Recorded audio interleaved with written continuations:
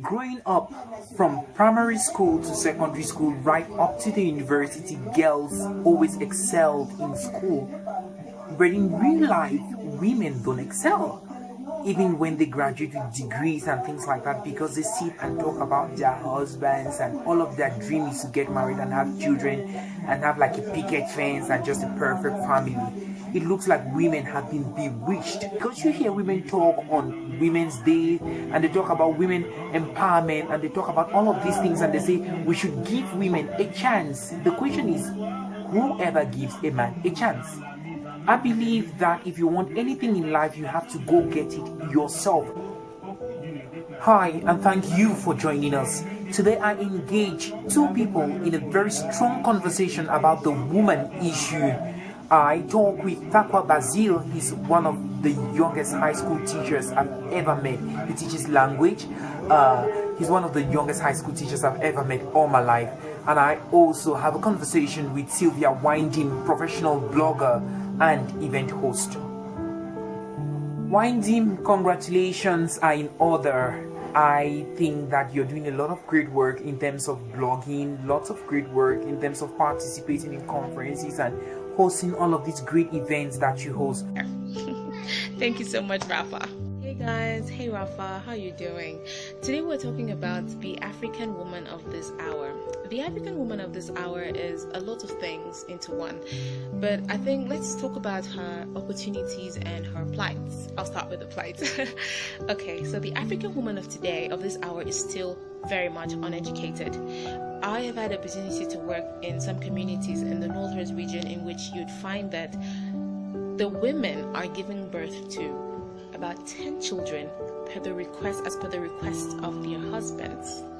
Say that you're a woman that gave birth to 10 children and 9 of them happen to be girls. All you have done is added the workforce on your farmland, because these men, most of them are not interested in sending girls to school. And in fact, once the girls start experiencing menstruation, their fathers want to sell them off for marriage, because they believe that once you start menstruating, you're ready to be a wife. And that is the end of the story for most of them.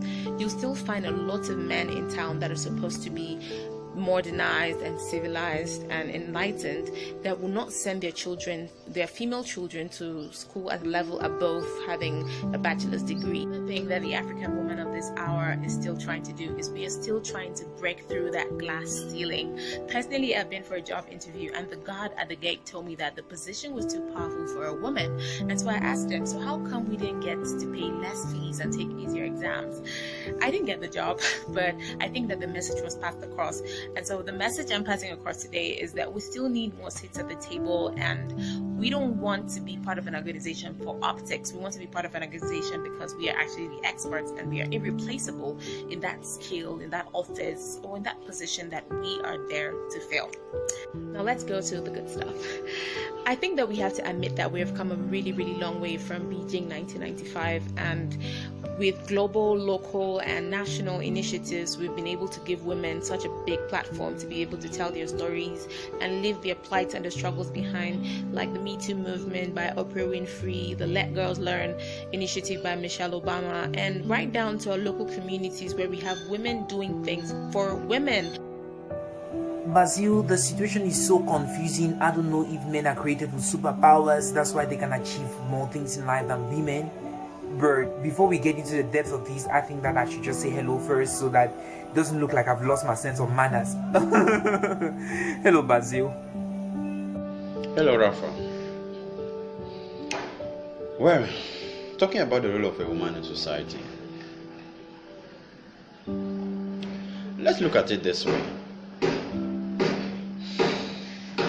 If there is a difference between a man and then a woman,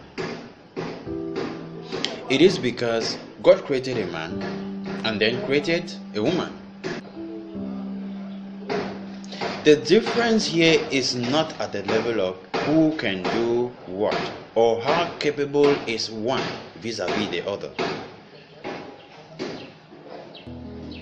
Both are capable of contributing to the development and evolution of our society. Now you ask me if I can, go to the kitchen and cook while my wife plays with children. I can do that, Rapha. I can do that. Yes, I can. It must not be that it is a tradition or that I do that on a daily basis. But if you ask me if I can do it, I say yes to that. For fun? For love? Yes. She's my companion, she's my friend, and we do our things together. We swap responsibilities, we swap our duties, and that is how we are happy together. That's a thing I can do. I don't know about other men, but I think it is something a man should do once in a while.